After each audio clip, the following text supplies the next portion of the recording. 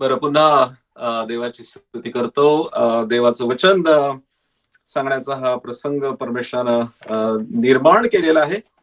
आणि मी सांगितल्याप्रमाणे इथे जवळजवळ रात्रीचे 12:30 वाजत आहेत, पण मला खूप आनंद आहे तुमच्या संगती हे हितगुज करण्याचा. आणि आज आपण एका स्तोत्रावर मार्गदर्शन करणार आहोत, एका स्तोत्रावर अभ्यास करणार आहोत, एका स्तोत्रावर मनन करणार आहोत. आणि आपल्याकडे जर बायबल आहे, पवित्र शास्त्र आहे, तर ते स्तोत्र आहे, स्तोत्र नंबर 3. आणि ह्या स्तोत्राकडे आपण पाहणार आहोत काही वेळ. आणि पुन्हा आपले अंतःकरण आपण उघडे करणार आहोत. जे काही चिंता असेल, जी काही काळजी असेल, जो काही खांद्यावर आणि डोक्यावर भार असेल देवाचा सेवक या नात्याने मी सांगतो की तो पूर्णपणे आता बाजूला करा. आणि देवाचं वचन किती मधुर आहे, देवाचं वचन किती पॉवरफुल आहे, देवाचं वचन किती चमत्कार करणार आहे, देवाचं वचन आपल्या अंतःकरणाचा ठाव घेणार आहे, देवाचं वचन कसं आशीर्वादित आहे ह्याचा अनुभव आज यायलाच पाहिजे. ही माझी इच्छा आहे, ही माझी प्रार्थना आहे. आणि म्हणून या स्तोत्राकडे आपण पाहणार आहोत. या ठिकाणी असं लिहिलंय, स्तोत्र संहिता 3. कदाचित तुम्ही ऐकलं असेल, त्याच्यावर प्रवचन ऐकलं असेल, त्याच्यावर संदेश अनेकदा ऐकला असेल, पण आज हे वचन परमेश्वरानं तुम्हाला आणि मला दिलेलं आहे. असं म्हटलेलं आहे, आणि हे दाविदाचं स्तोत्र आहे. आणि तो असं म्हणतो, हे परमेश्वरा, माझे शत्रू कितीतरी झाले आहेत, माझ्यावर उठलेले पुष्कळ आहेत. देवाकडे जेव्हा आपण जातो तर कौटुंबिक प्रश्न आहेत, लेकरांचे प्रश्न आहेत, आजाराचे प्रश्न आहेत, दुखण्याचे प्रश्न आहेत, पैशाचे प्रश्न आहेत, भविष्याचे प्रश्न आहेत, लग्नाचा प्रश्न आहे, आणि इतर अनेक गोष्टींचे प्रश्न घेऊन आपण परमेश्वराकडे जात असतो, विनंती करत असतो, प्रार्थना करत असतो. आणि त्यात काहीच वाईट नाही. तो स्वर्गीय पिता, जो स्वर्गीय बाप आपला आहे, त्याची उलट इच्छा आहे की त्याच्या लेकरांकडे जावं, त्याच्या लेकरांनी त्याच्या जवळ जाऊन याचना करावी, विनंती करावी, प्रार्थना करावी. आणि ह्या सर्व दैनंदिन जीवनातील गोष्टी आणि गरजा आणि अडचणी घेऊन आपण परमेश्वराच्या चरणी मांडत असतो. आणि माझा पूर्ण विश्वास आहे की अनेक लोकांचा अनुभव असा आहे की देवानं त्या प्रार्थना ऐकलेल्या आहेत, देवानं त्याचं उत्तर सुद्धा दिलेलं आहे. या ठिकाणी मात्र प्रार्थना आहे, आणि असं लिहिलंय, हे परमेश्वरा, माझे शत्रू कितीतरी झाले. आता हा जो दावीद राजा आहे, त्याची ती विनंती, त्याची ती प्रार्थना कशासाठी आहे माहिती? शत्रूंबद्दल. नवलाची गोष्ट आहे. अनेकदा आपण आपल्या परीनं त्या शत्रूंना तोंड देण्याचा प्रयत्न करतो, आपल्या परीनं त्यांना थोपवण्याचा प्रयत्न करतो, त्या आपल्या परीनं लढण्याचा प्रयत्न करतो. दावीद राजानं काय केलं, आज तुम्हाला आणि मला त्याच्याकडनं काय शिकण्याची गरज आहे की त्याने कदाचित आजारासाठी प्रार्थना केली असेल, कुटुंबासाठी प्रार्थना केली असेल, त्याच्या राज्यासाठी प्रार्थना केली असेल, त्याचं जे काही सैन्य आहे त्याच्यासाठी प्रार्थना केली असेल, इतर अनेक ज्या अडचणी आहेत त्याच्यासाठी प्रार्थना केली असेल, पण जेव्हा त्याचा वैयक्तिक प्रश्न येतो, असं म्हटलेलं आहे, हे परमेश्वरा, माझे वैयक्तिक, असं म्हटलेलं आहे, शत्रू कितीतरी झाले. एक शत्रू नाहीये, कितीतरी झालेले आहेत.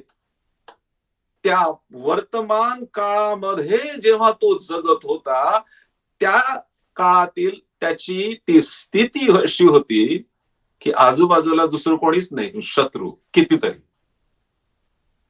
तुम्हाला माहित आहे की एखादा जरी शत्रू तुमच्या आणि माझ्या जीवनात जर आला तर किती एक डोक्याला ताप होऊन जातो. अनावश्यक रीतीनं जे टेन्शन आहे आणि जी भीती आहे आणि जो तुमचा वेळ जातो, तुमची एनर्जी जाते, तुमची शक्ती जाते, तुमचं सर्व लक्ष विचलित होतं एका माणसामुळे. दाविदानं काय केलं? तो म्हणतो की कितीतरी शत्रू आहेत. जेव्हा अशी परिस्थिती निर्माण होते, कोणाकडे गेला? परमेश्वराकडे. आता जेव्हा दाविदाचं जीवन तुम्ही पाहता, वाचलं असेल, अनेक संदेशामध्ये ऐकलं असेल, स्वतः तुम्ही परीक्षण आणि अभ्यास केला असेल, तर तुम्हाला माहित आहे की तो एक फार मोठा लढवय्या राजा होता, पराक्रमी राजा होता, बुद्धीने फार हुशार राजा होता. त्याला माहित होतं की विरुद्ध कसं युद्ध करायचं, कोणती स्ट्रॅटेजी वापरायची, युद्ध ज्या काही नीती असतात त्या कशा वापरायच्या हे त्याला माहित होतं. त्याने अनेक युद्ध जिंकले होते. जे जंगली जनावर असतात त्यांना त्याने ठार मारलेला असा पराक्रमी, बुद्धीनं, शरीरानं असा भक्कम असलेला हा राजा असं म्हणत नाही, मी कितीतरी लढाया जिंकल्या, मी स्वतः शूरवीर आहे.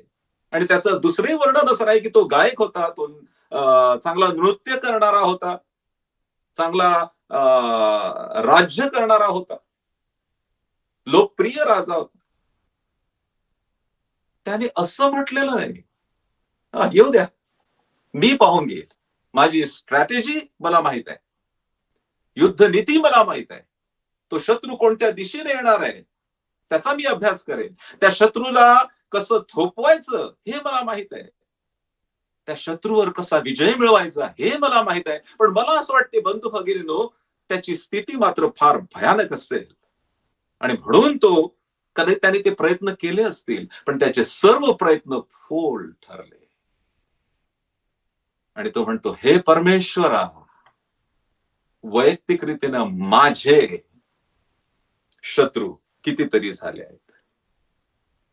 शत्रू आणि मित्र, दोन विरोधाभास असलेल्या व्यक्ती आणि शब्द आणि दोन स्थिती आणि दोन व्यक्तिमत्व, दोन कॅरेक्टर्स.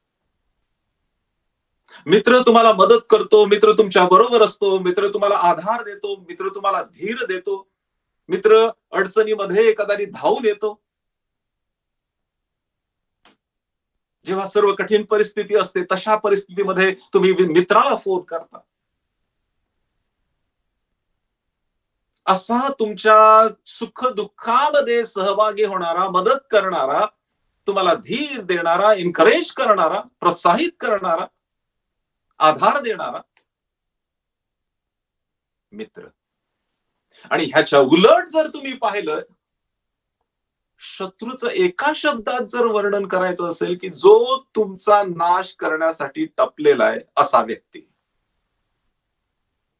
त्याच्या डोक्यात दुसरं काहीच नसतं. ह्या व्यक्तीचा मी नाश कसा करेल, ह्या व्यक्तीला मी कसं खाली खेचेल, ह्या व्यक्तीला मी पुढे कसं जाऊ देणार नाही, ह्या व्यक्तीचा कसं मी धुळीस मिळवेल, ह्या व्यक्तीचा मी जे काही प्लॅन आहे ते कसं मी डिस्टर्ब करेल. शत्रू तुमचं कधीच चांगलं चिंतणार नाही, तुमच्याविषयी कधीच चांगलं ते बोलणार नाही. शत्रू आणि असे शत्रू ह्या दाविदाच्या जीवनात होते. माझ्यावर उठलेले पुष्कळ आहेत, त्याचा जीव आता धोक्यात आहे. बरं, एका माणसाचं असेल तर ठीक आहे, कसं तरी तुम्ही मॅनेज करता, कसं तरी तुम्ही त्याला थोपवू शकता. जेव्हा अनेक लोक येतात, अनेक डिरेक्शनने येतात, अनेक मार्गांनी येतात आणि अनेक दिशांनी येतात, जणू काही तुम्हाला सर्व चारही बाजूनी, दाही दिशांनी पूर्णपणे तुमच्या अवतीभोवती गराडा घालतात, तेव्हा तुम्ही काय करणार? आता थोडं तुम्ही स्वतःच्या जीवनात आलेल्या गोष्टींना उजाळा द्या. आठवा, कदाचित तुमची स्थिती इतकी भयानक नसेल, पण अशी स्थिती असेल की तुम्हाला त्यामधून मार्गच दिसत नव्हता.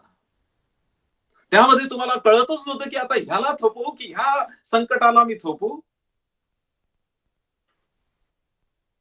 ह्याला तोंड देऊ की ह्या व्यक्तीला थोपवू, म्हणजे कळतच नव्हतं. जेव्हा तुमची आणि माझी स्थिती अशी भांबावून जाते, गोंधळून जाते, जेव्हा तुमच्या आणि माझ्या हातामध्ये कोणत्याच प्रकारचं उपाय उरत नाहीत, तेव्हा तुमची आणि माझी स्थिती काय होते हे तुम्हालाही माहित आहे आणि मलाही माहित आहे. दाविदानं काय केलं? हे परमेश्वरा, म्हणजे याचा अर्थ काय माहितीये का? जर तो राजा होता, त्याच्याकडे सैन्य होतं. जर तो राजा होता तर त्याच्याकडे पूर्णपणे त्याचे सेनापती आणि लढवय्ये सर्व लोक त्याच्याकडे होते. असं म्हटलं नाही त्याने, माझ्याकडे आहे हजारो सैन्य आहे, चांगले सेनापती आहे, लढवय्ये आहे, मी अनेक विजय मिळवलेले आहेत. बंधू भगिनींनो, तुम्ही आणि मी काय करायला पाहिजे? साधं सिंपल मी तुम्हाला सांगत आहे. हे परमेश्वरा, माझे शत्रू कितीतरी झाले. काही शत्रू तुम्हाला माहित आहेत कुठे राहतात. काही शत्रू आपल्याला माहित आहे की त्यांचा रंग काय आहे, तुम्हाला त्यांचा आकार काय, त्यांचा विकार काय, त्यांचा पत्ता काय, त्यांचा ऍड्रेस काय. काही शत्रू त्यांच्या हातामध्ये काय शस्त्र आहे. काही शत्रू असे आहेत की त्यांचं काय प्लॅनिंग आहे तुम्हाला नेस्तनाबूत करण्यासाठी, तुम्हाला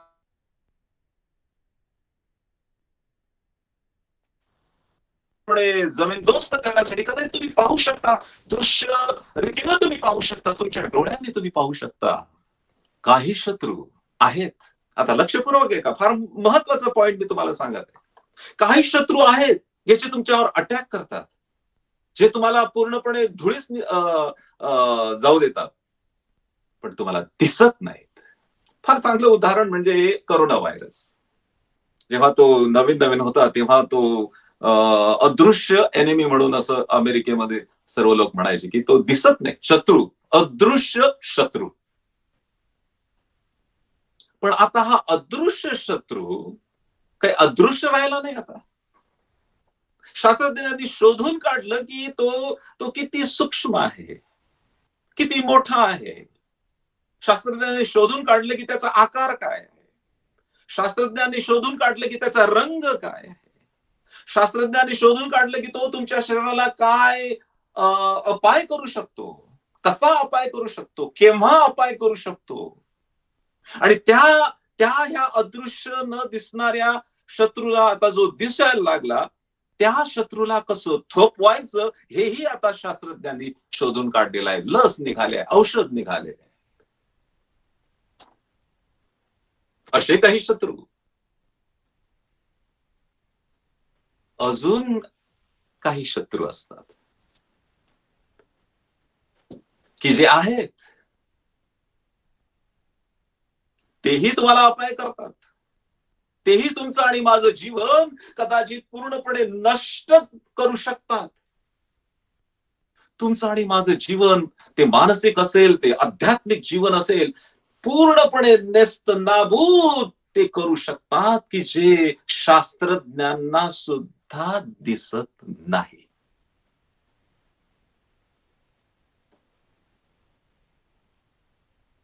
पवित्र शास्त्रामध्ये त्याचा उल्लेख केलेला आहे, सैतान, या जगाचा अधिपती. कोणी पाहिलाय का या सैतानाला, की जो सर्वात मोठा शत्रू आहे? हा सैतान असा आहे की जो दिसत नाही, कोणत्या स्वरूपात आहे, कोणत्या स्वरूपात येतो हेही माहित नाही, केव्हा येतो हेही माहित नाही, त्याचं काय शस्त्र आहे हेही आपल्याला कळत नाही. असा शत्रू काय करा? हा असा शत्रू आहे की जो दिसत नाही, शास्त्रज्ञांना शोधूनही काढता येत नाही.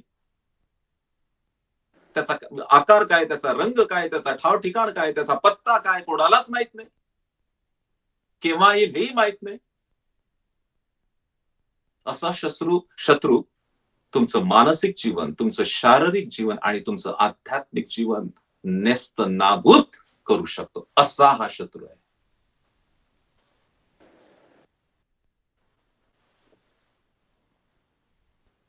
दावीद म्हणतो, परमेश्वरा,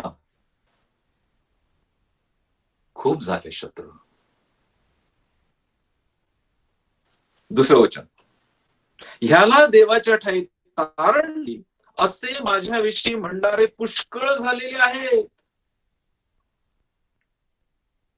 काही शत्रू तुम्हाला माहित आहे, लक्षपूर्वक आहे का? मी सांगितले काही शत्रू तुम्ही पाहू शकतात. एखाद्या गावामध्ये, एखाद्या शहरामध्ये, किंवा शेजारी, किंवा काम करण्याच्या ऑफिसमध्ये, किंवा शाळेमध्ये असा काही व्यक्ती असतो की तो तुम्हाला माहित आहे, त्याचं नाव तुम्हाला माहित आहे, त्याचं घर तुम्हाला माहित आहे, त्याचा ऍड्रेस तुम्हाला माहित आहे, त्याचा पत्ता तुम्हाला माहित आहे, त्याचं शिक्षण माहित आहे, तो काय करू शकतो हे तुम्हाला माहित आहे. काही शत्रू असे येतात की दृश्य स्वरूपात हातात दंडुके घेऊन येतात, तलवारी घेऊन येतात, चाकू सुऱ्या घेऊन येतात, तुमचा आणि माझा नाश करण्यासाठी. आता लक्षपूर्वक आहे का या वचनावरून? जे वचन मी वाचलं, दुसरं वचन, आणि त्या वचनामध्ये असं लिहिलंय, ह्याला देवाच्या ठाई तारण नाही असे माझ्याविषयी म्हणणारे पुष्कळ झालेले आहेत. काही लोक कदाचित तलवारी आणि चाकू आणि शस्त्र आणि इतर भाले आणि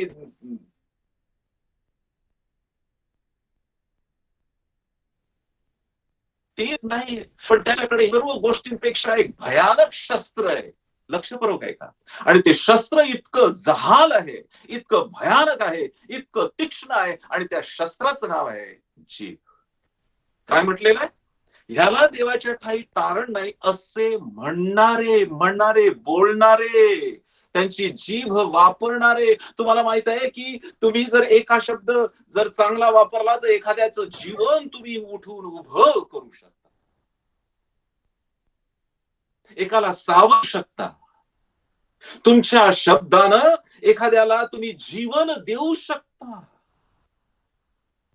जो निराश आहे, जो पडलेला आहे, जो अगदी सर्व प्रकारच्या गोष्टींनी घेरलेला आहे, अशा व्यक्तीला तुमच्या शब्दांनी उठून उभं करू शकता, एवढी ताकद या जिभेमध्ये आहे.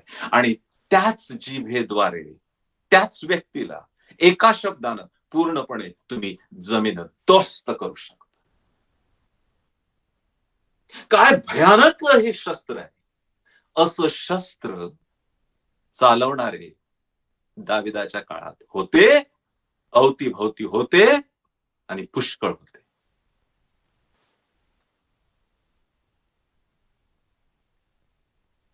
आणि त्यांनी काय केलं माहित आहे का? भयानक भयानक गोष्ट केली. काय म्हणत आहे ते? ह्याला देवाच्या ठाई तारण नाही. त्याचा जो विश्वास होता तो कमी करण्याचा प्रयत्न करत आहे.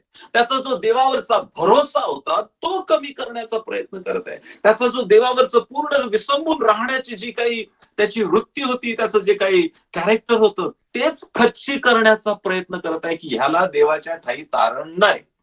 त्याच्या मनात, त्याच्या डोक्यात, त्याच्या विचारात एक शंका निर्माण करायची. वा रे वा, काय शस्त्र आहे! होती स्थिती तशी. लक्षपूर्वक आहे का बंधू भगिनींनो? दाविदाची स्थिती तशीच होती. चारी बाजूनी शत्रू, चारी बाजूनी सर्व प्रकारचे शत्रू, सर्व प्रकारचे शस्त्र हातात घेतलेले शत्रू. अशा परिस्थितीमध्ये हे व्यक्ती त्याला इन्करेज तर करत नाही, त्याला त्याच्यासाठी प्रार्थना तर करत नाही, त्याला उठून त्याचा हात धरून त्याला उभं करत नाही. असं म्हणत नाही की काही हरकत नाही राजा, दावीद राजा, काही काळजी करू नको, आम्ही आहोत, तुला मदत करू, तुझं संरक्षण करू. नाही, त्याच्या मनात शंका निर्माण करतात देवाविषयी. बंधू भगिनींनो, अशी परिस्थिती तुमच्यावर आली असेल, नक्की सांगतो. कदाचित लोकांनी ती शंका निर्माण केली नसेल, कदाचित तुमच्या परिस्थितीनं ती शंका निर्माण केलेली असेल की देवानं मला सोडलं की काय, हे देवा तू कुठे आहेस. अशा परिस्थितीमध्ये तुझं लेकरू, तू माझा बाप आहेस आणि तू मला तुझं लेकरू बनवलेलं आहेस, अशा परिस्थितीमध्ये तू मला एकटं सोडलं की काय. अशा कठीण प्रसंगामध्ये मी आता एकटा काय करू. कदाचित दृश्य स्वरूपातले आणि मनुष्य स्वरूपातले हे शत्रू माझ्यावर नाही, पण असे काही शत्रू आहे आजाराच्या स्वरूपात, भीतीच्या स्वरूपात, दुखण्याच्या स्वरूपात. काय करू मी? आणि त्याच्याही पेक्षा असे काही शत्रू आहेत, चाकू, सूर्या आणि तलवारी चालवत नाहीत. एक एक शब्द त्या दुधारी तलवारीपेक्षा तीक्ष्ण असल्यासारखे ते मला टोचत आहेत. तेव्हा मी काय करू? काय म्हटलंय आता? हा जो त्याने जे वाक्य वापरलं फारच महत्वाचं आहे. एकीकडे हे लोक उठलेले आहेत, एकीकडे त्यांच्या जिभेनं त्याला ते टोचत आहेत, आणि दाविदाचं उत्तर काय माहित आहे की जे उत्तर तुमचं आणि माझं असायला पाहिजे, कितीही कठीण प्रसंग असू द्या, कितीही दृश्य आणि अदृश्य स्वरूपातले शत्रू तुमच्यावर उठू द्या, तुमची आणि माझी स्थिती काय असायला पाहिजे, तुमची आणि माझी प्रार्थना काय असायला पाहिजे, तुमचं आणि माझं उत्तर देवाला काय असायला पाहिजे आणि त्या लोकांना काय असायला पाहिजे. काय उत्तर दिलं? याला देवाच्या ठाई तारण नाही असे माझ्याविषयी म्हणणारे पुष्कळ आहेत.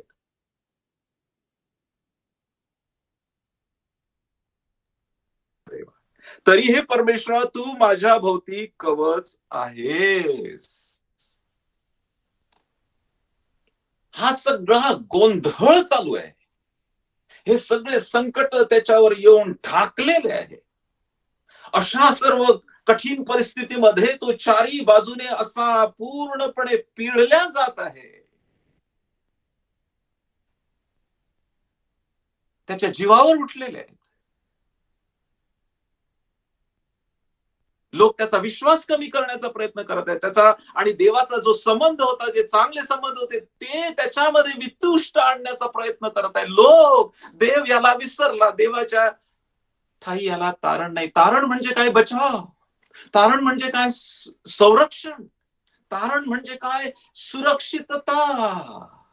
ते आध्यात्मिक असो की शारीरिक असो की मानसिक असो, तारण फार महत्वाचा शब्द त्या लोकांनी वापरला. ह्याला देवाच्या ठाई तारण नाही, बचावच नाही. म्हणजे याचा अर्थ की देवही आता तुला वाचवणार नाही. अशा परिस्थितीत आता हे लक्षात घ्या. अशा ह्या बॅकग्राऊंडवर असताना, अशा परिस्थितीमध्ये असताना दावीद राजानं काय स्टेटमेंट केलं ते फार महत्वाचं आहे. हे सगळं असू द्या, मला माहित आहे, तरी हे परमेश्वरा, तू माझ्या भोवती कवच आहेस. वा रे वा, काय मोठा आशीर्वाद आहे. आणि त्या दावीद राजाचा काय भरभक्कम विश्वास की जे लोक त्याच्यावर उठलेले आहेत, त्याला मारण्यासाठी उठलेले आहेत, त्याचा नाश करण्यासाठी उठलेले आहेत, त्याला पळून लावण्यासाठी उठलेले आहेत, आणि त्याचा देवाचा संबंध आणि विश्वास कमी करण्यासाठी ते प्रयत्न करत आहे, तरी काय म्हणतो? परमेश्वरा, तू माझ्या भोवती कवच आहेस. नारळ असतं, टणक आणि हार्ड आणि कठीण असं कवच असतं. का असतं? काय गरज काय? आतमध्ये त्या नारळाच्या पाणी असतं आणि तो गाभा असतो. काही दिवस ते नारळ जर तुम्ही पेल्यावर जर ठेवलात तर त्याला कोंब.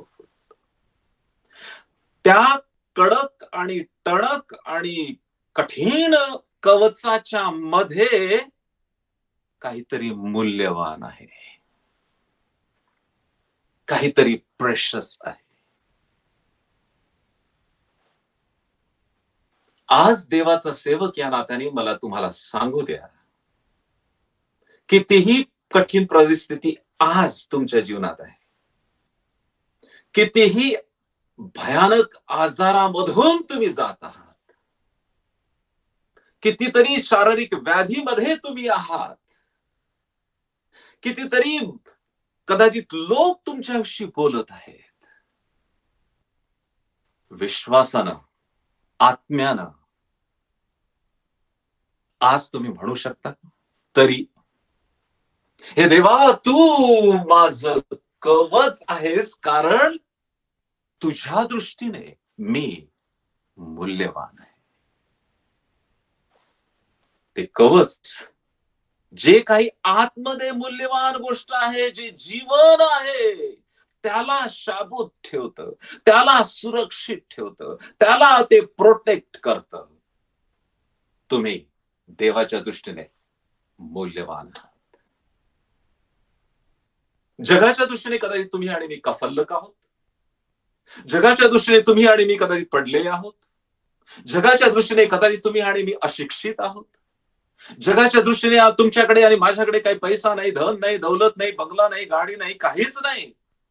जगाच्या दृष्टीने तुम्ही मूल्यवान नाही. नसू द्या. मी तुम्हाला हा संदेश देतो. जगाच्या दृष्टीने कदाचित तुम्ही आणि मी असे असू, पण ह्या जगाचा नियंता, ह्या जगाचा अधिपती, ह्या जगाचा निर्माता, ह्या जगात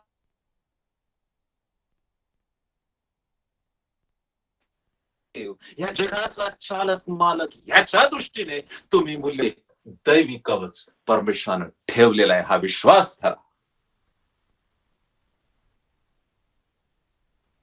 कठीण जातं ना. कुटुंबाची परिस्थिती भयानक होते, लेकरांची परिस्थिती भयानक होते, काम नाही, पैसा नाही, लोक बोलतात, मानसिकरीतीने, शारीरिकतेने, आध्यात्मिकरीतीने अगदी कमकुवत आम्ही होऊन जातो.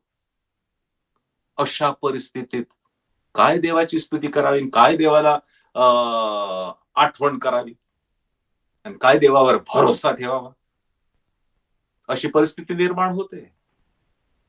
आणि त्यामध्ये लोक तेल टाकतात. अजून ती परिस्थिती भयानक होण्यासाठी कवच, अंड असतं, कवच असतं. त्या अंड्याच्या आतमध्ये जे काही द्रव्य आहे, जे काही रसायन आहे, ते काय आहे हो? ते सरळ शुद्ध जीवन आहे. त्यामधून एक सुंदर असं गोंडस पिल्लू निर्माण होतं, बाहेर येतं. तुम्ही कोश पाहिला असेल,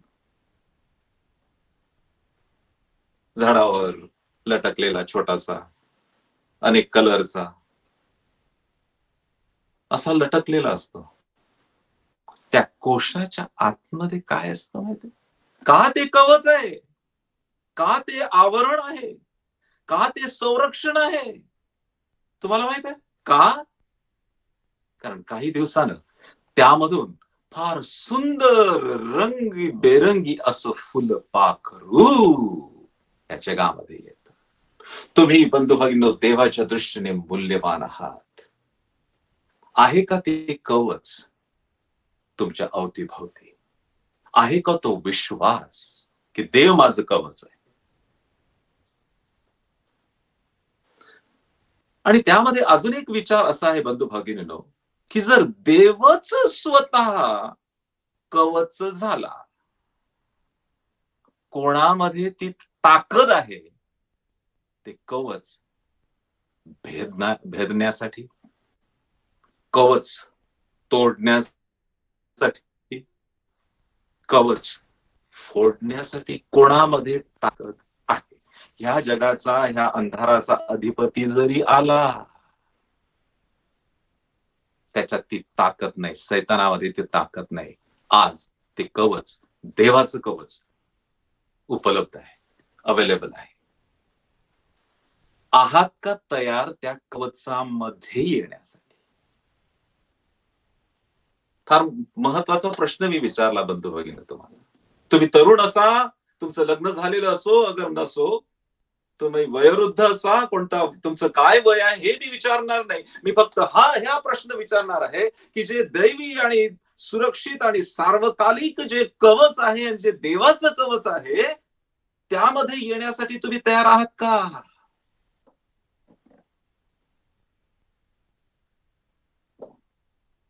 उपलब्ध आहे.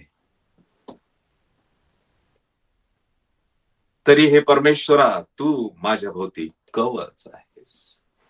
मी सुरुवातीला सांगितलं ना, काही लोक शस्त्र घेऊन येतात, काही लोक तलवारी घेऊन येतात, काही लोक चाकू घेऊन येतात, काही लोक दंडुकी घेऊन येतात. आणि दावीद म्हणतो तरी, म्हणजे असू द्या. तरी म्हणजे काय? असू द्या, काय हरकत नाही. साध्या सोप्या शब्दात त्याचा अर्थ असा आहे, असू द्या. हा दावीद राजा असा म्हणूच कसा शकतो? आणि जर दावीद राजा असा म्हणू शकतो, तुम्ही म्हणू शकता का? तो म्हणू शकतो, कारण काय माहित आहे का? त्याच्याकडे एकच शस्त्र होतं. आणि ते म्हणजे परमेश्वराचं कवच. काहीच नव्हतं दुसरं. त्या ठिकाणी नमूदच नाही. आज दुःखानं असं म्हणावं लागेल बंधू भगिनींनो, की बरेच लोक असा विचार करतात, की मला माझ्या भोवती, माझ्या कुटुंबाभोवती, माझ्या लेकराभोवती, माझ्या आयुष्याभोवती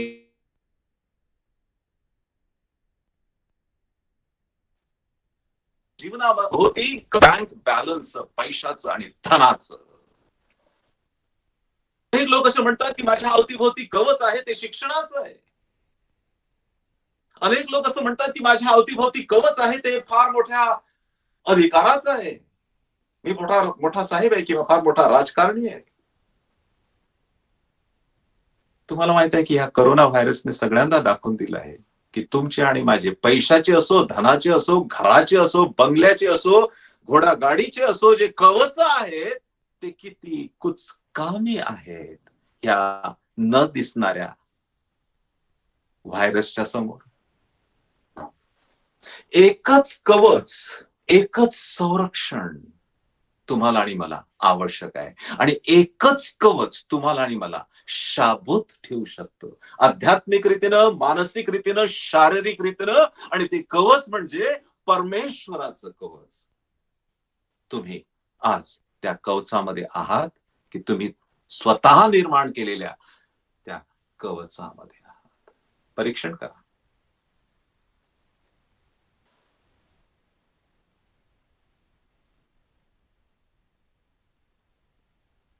चौथं वचन, मी मोठ्याने परमेश्वराचा धावा करतो आणि तो आपल्या पवित्र डोंगरावरून ऐकतो. ही त्याची साक्ष आहे. हा त्याचा अनुभव आहे. तो अनुभव आणि ती साक्ष आज या क्षणाला जिथे काही तुम्ही बसलेले आहात ती साक्ष ह्या क्षणी तुमची होऊ शकते जर तुम्ही त्या परमेश्वराला धावा कराल, प्रार्थना कराल. तुम्ही सुद्धा आज इतरांना सांगू शकाल, परमेश्वराला मी धावा मोठ्याने केला. मोठ्याने म्हणजे विश्वासानं केला, लीनतेनं केला, श्रद्धेनं केला, कळकळीनं केला. आणि असं म्हटलेलं आहे, त्याच्या पवित्र डोंगरातून तो माझे ऐकतो. त्याच्या पवित्र डोंगरावर तो बसलेला आहे. त्याच्या पवित्र राजस्थानावर तो बसलेला आहे. आणि जे काही तो देतो ते पवित्र आहे. म्हणजे जे कवच तो देतो ना ते सुद्धा पवित्र आहे बरं. 5वं वचन फार इंटरेस्टिंग आहे. मी अंग टाकले व झोपी गेलो, मी जागा झालो, कारण मला परमेश्वराचा आधार आहे. आज आज अनेक लोक कोणत्या कोणत्या प्रश्नाला तोंड देत आहेत माहिती? पैशाचं नाही, कदाचित नोकरीचा सुद्धा नाही, कदाचित कुटुंबाचा प्रश्न नाही, कदाचित लेकरांचा प्रश्न नाही, कदाचित भविष्याचा प्रश्न नाही, अडचण नाही, त्रास नाही. त्यांना काय प्रश्न आहे माहिती आहे का? काय अडचण आहे? झोपेची. अनेकदा असे लोक म्हणतात की अन्न 1-2 दिवस नाही मिळालं तर चालेल, पाणी नाही मिळालं तर चालेल, पण झोप मात्र आवश्यक आहे.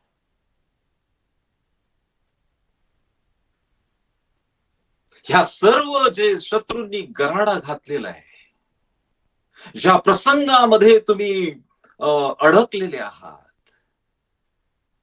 ह्या सर्व कठीण परिस्थितीमुळे तुमची झोप उडाली आहे का?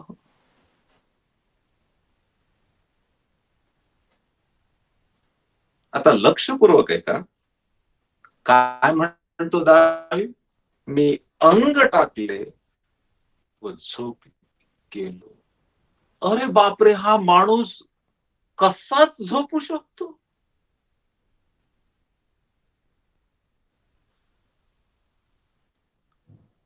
कसं शक्य आहे?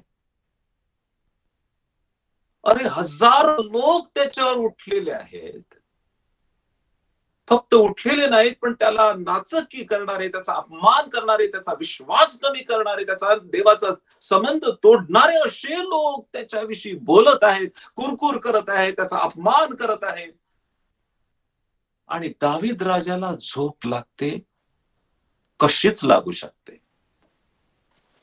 आणि लागू शकते का अशा परिस्थितीमध्ये? बंधू नात्याने मी तुम्हाला सांगतो की लागू शकते. मी अंग टाकले व झोपी गेलो. आणि त्यानंतरचं स्टेटमेंट फार महत्वाचं आहे बरं.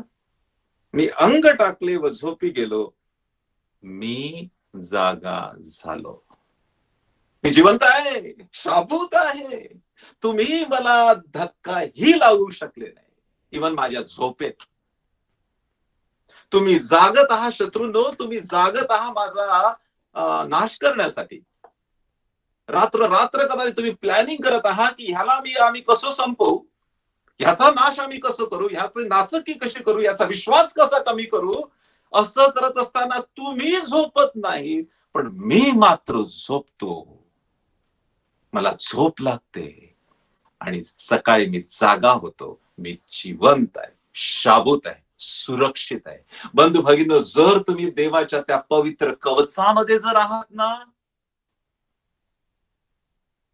तरच ते शक्य आहे. त्याचं उत्तर काय? त्याने उत्तर दिलं, हे शक्य कसं काय?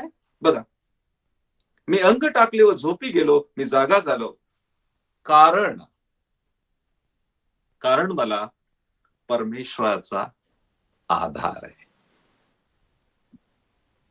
आता राजा असल्या कारणानं कदाचित त्याच्या संगती चांगल्या, त्याच्या जवळ कदाचित चांगल्या गाद्या असतील, सोन्याचा पलंग असेल, दास दासी अवतीभोवती असतील, गार्ड्स अवतीभोवती असतील. हे कारण देत नाही तो. मला झोप लागते, मी सकाळी जागा होतो, कारण माझा पलंग चांगला आहे, माझी गादी चांगली आहे. कारण काय माहित आहे का? कारण परमेश्वर माझा आधार आहे. परमेश्वर माझं कवच आहे. आहे का परमेश्वर तुमचा आधार? आणि जर आहे, आज रात्री तुम्हाला सुखाची झोप यायलाच पाहिजे. आहे का तेवढा भरोसा? आहे का तेवढा विश्वास या देवावर, या परमेश्वरावर?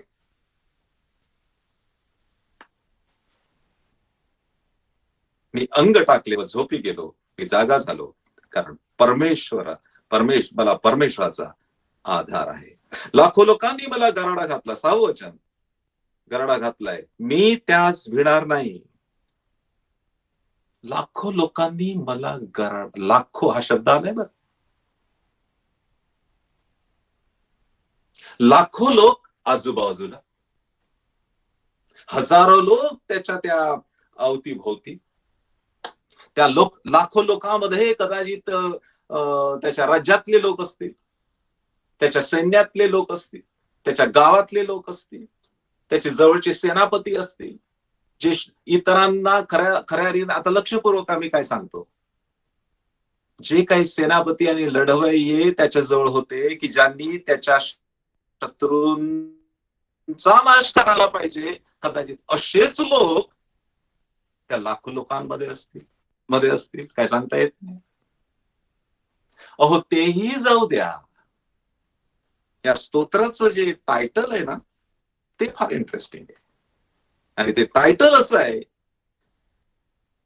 वाचा तिथं तुमच्या पवित्र शास्त्रामध्ये असेल, दावीद आपला पुत्र अबशालोम ह्याच्या पुढून पडाला त्या प्रसंगाचे स्तोत्र. अजून काय परिस्थिती व्हायची राहिली ह्या दावीद राजाची. मी समजू शकतो गावातला एक माणूस की जो तुमचा शत्रू आहे. मी समजू शकतो की एखादा नातेवाईक तुमचा शत्रू आहे. मी समजू शकतो की तुमच्या ऑफिसमध्ये कोणीतरी तुमचा शत्रू आहे. मी समजू शकतो तुमचा शेजारी कोणीतरी शत्रू आहे. मी समजू शकतो की जो तुमचं चांगलं झालेलं पाहू शकत नाही असा तुमचा शत्रू आहे. पण काय करावं, तुमच्या घरातलाच शत्रू आणि स्वतःचा मुलगा काय करणार? काय नाचकी, काय त्याची मान खाली झाली.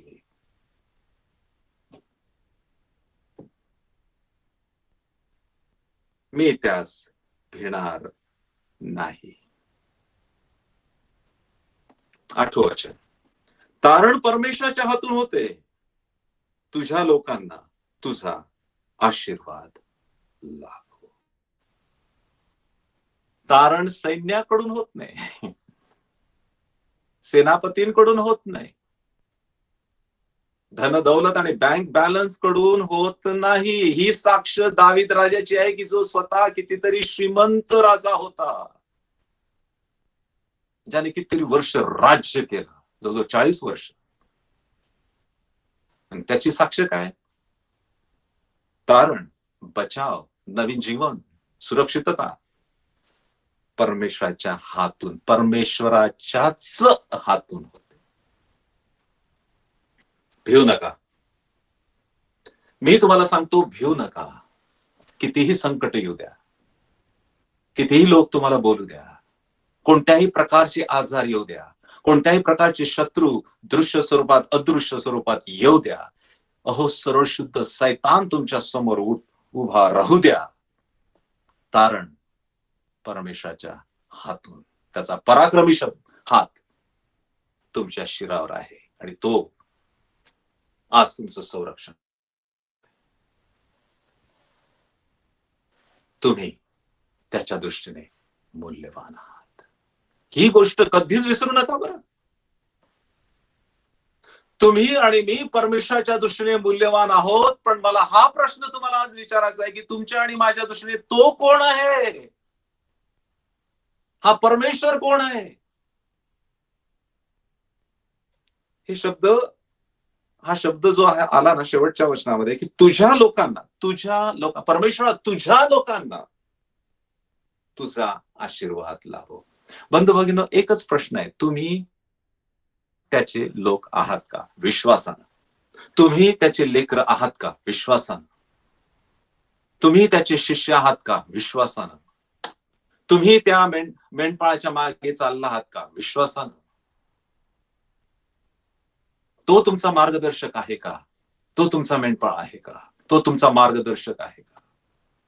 तो तुमचं जीवन आहे का? तो तुमची जीवनाची भाकर आहे का? तो तुमचा जीवनाचं जल आहे का? तुमच्या मार्गात तो प्रकाश आहे का? आहे का?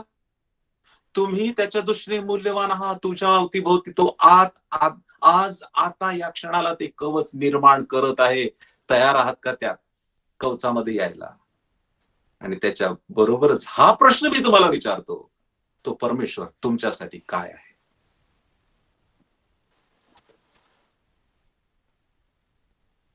तुझ्या लोकांना तुझा आशीर्वाद लाभो. मी आज देवाचा सेवक ह्या नात्यानं तुम्हाला सांगतो की त्या देवाचा आशीर्वाद तुम्हाला लाभो. फक्त हेच तपासणी करा की तुम्ही त्याचे झालात का.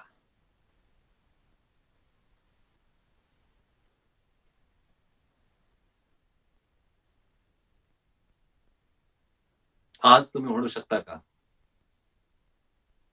तरी हे परमेश्वरा, तू माझ्या भोवती कवच आहेस, तू माझे कवच आहेस, कारण मी तुझ्या दृष्टीने मूल्यवान आहे. आणि जर तुम्ही आणि मी देवाच्या दृष्टीने मूल्यवान आहे, तर त्या मूल्यवान जीवनाचा, जीवाचं संरक्षण करण्यासाठी तो काहीही करेल, पण तुम्हाला अपाय होऊ देणार. आपण इतके मूल्यवान आहोत. आता लक्षपूर्वक आहे का हे प्रवचन आणि हा संदेश आणि हा विचार. तुम्ही आणि मी इतके मूल्यवान आहोत की तुमचा आणि माझा नाश त्या नरकात होऊ नये, सार्वकालिक नरकात होऊ नये म्हणून त्याने स्वतःचा मुलगा येशू ख्रिस्त ह्या जगामध्ये पाठवला. कारण काय? तुम्ही आणि मी, तुमचा आणि माझा आत्मा, तुमचं आणि माझं जीवन इतकं मूल्यवान आहे की त्या मूल्यवान जीवाचा नाश होऊ नये म्हणून स्वतःचा मुलगा येशू ख्रिस्त, एकुलता एक पुत्र त्याने जगात पाठवला. काहीही करेल, पण तुमचा नाश होऊ देणार नाही. अहो, काय दिलासा देणार, काय एक धीर देणार, काय हिंमत देणार, काय एक शक्ती देणार हे देवाचं वचन आहे. आपण ग्रहण करत आहोत का विश्वासानं? ही दावीद राजाची वैयक्तिक साक्ष आहे, जेव्हा तो म्हणतो माझे कितीतरी शत्रू झाले. ही साक्ष तुमच्या जीवनात आज घडो. ज्या ठिकाणी तुम्ही आहात, परमेश्वराचा पराक्रमी हात तुमच्यावर असो, परमेश्वराचं ते पवित्र कवच तुमच्या अवतीभोवती असो. परमेश्वर तुमचा धावा ऐको. परमेश्वर तुम्हाला सुखाची झोप लागू देव. वा, सुखाची झोप दाविदाला लागले, तुम्हालाही लागेल. परमेश्वर तुम्हाला भरपूर आशीर्वाद देव. परमेश्वर तुम्हाला सुरक्षित ठेव.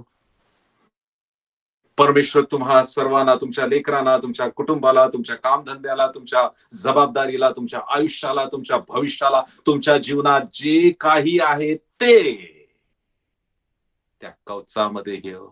बरेचदा काय होतं माहिती आहे? आता लक्षपूर्वक आहे का काय होतं? हा, परमेश्वरा माझ्या लेकरांना तू कवचामध्ये घे, त्यांच्या भोवती तुझं कवच आणि तुझ्या दिव्यदूतांचा पारा तू ठेव,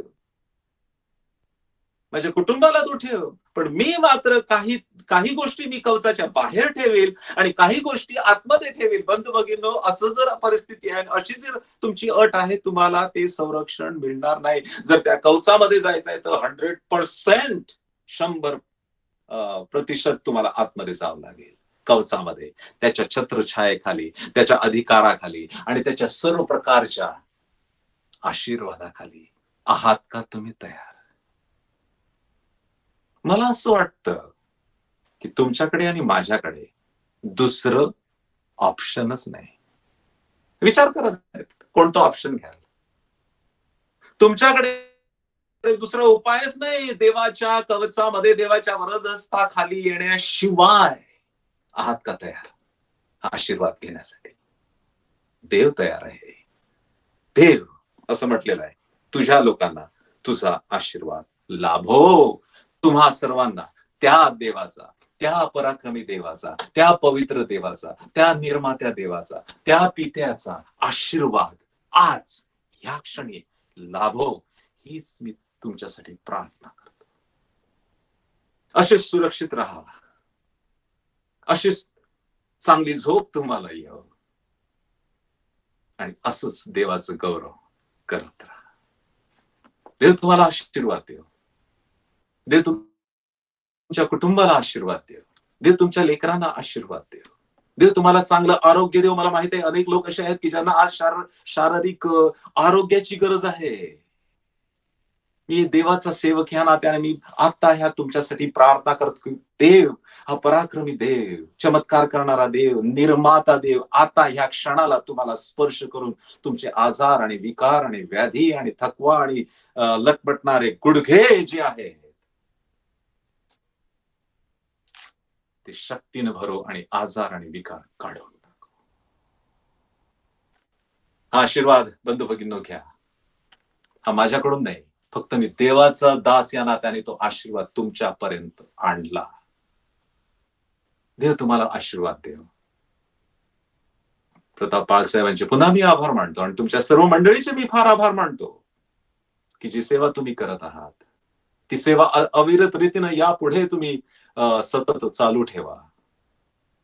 देवाचं कवच तुमच्या अवतीभोवती आहे, देवाचा वरदहस्त तुमच्या जवळ आहे आणि देव तुम्हाला कोणत्याच प्रकारचा अपाय तुमच्या केसांना सुद्धा कोणी धक्का लावू दे शकणार, कोणताच अपाय तुमच्यावर येऊ देणार नाही. हा विश्वास ठेवा आणि आपलं जीवन पुढे आणि पुढे आणि पुढे आणि पुढे नेत राहा. देव तुम्हाला आशीर्वाद देव.